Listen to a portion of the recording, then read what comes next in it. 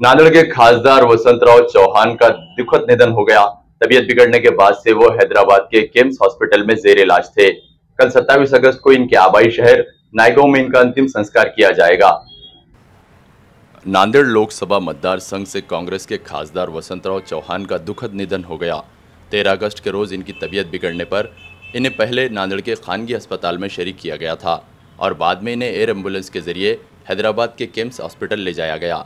पिछले 12 दिनों से इनका इलाज जारी था और उम्मीद थी कि वो तंदुरुस्त होकर लौटेंगे, लेकिन कल रात वसंतराव चौहान को दिल का दौरा पड़ने से इनका दुखद निधन होने की जानकारी प्राप्त हुई।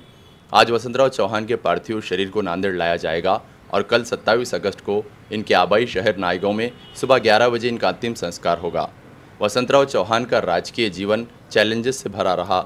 नायगांव ग्राम पंचायत सरपंच से लेकर इन्होंने विधान परिषद सदस्य, आमदार और खासदार तक का सफर तय किया। नांदेड़ व महाराष्ट्र की जनता हमेशा इन्हें एक ईमानदार, वफादार और लड़ने वाले जुझारू नेता के तौर पर याद रखेगी। आणि फार मोठी ताकद लावली अशोक चव्हाण यांनी, भारतीय जनता पक्षानं। तरीही वसंतराव चव्हाण यांच्यासारखा एक तळागाळातला कार्यकर्ता काँग्रेस पक्षाचा विजयी झाला।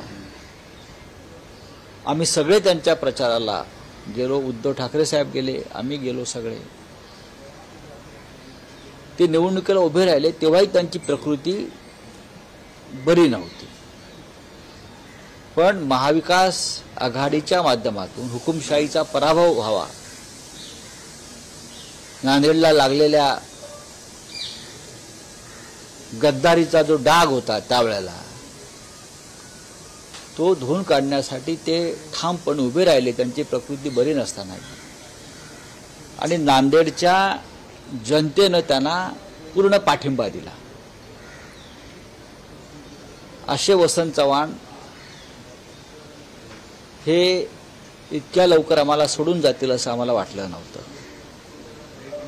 सातत्याने ते माननीय उद्धवजींच्या संपर्कात होते। निवडून आल्यावर ते मातोश्रीवर आले, दिल्लीमध्ये भेटले आम्हाला सगळ्यांना। त्यांची प्रकृती सुधारत होती असं चित्र दिसत होतं, पण त्यांना किडनीचा आजार होता आणि आज त्यांचं दुर्दैवी निधन झालं। आम्ही सगळे,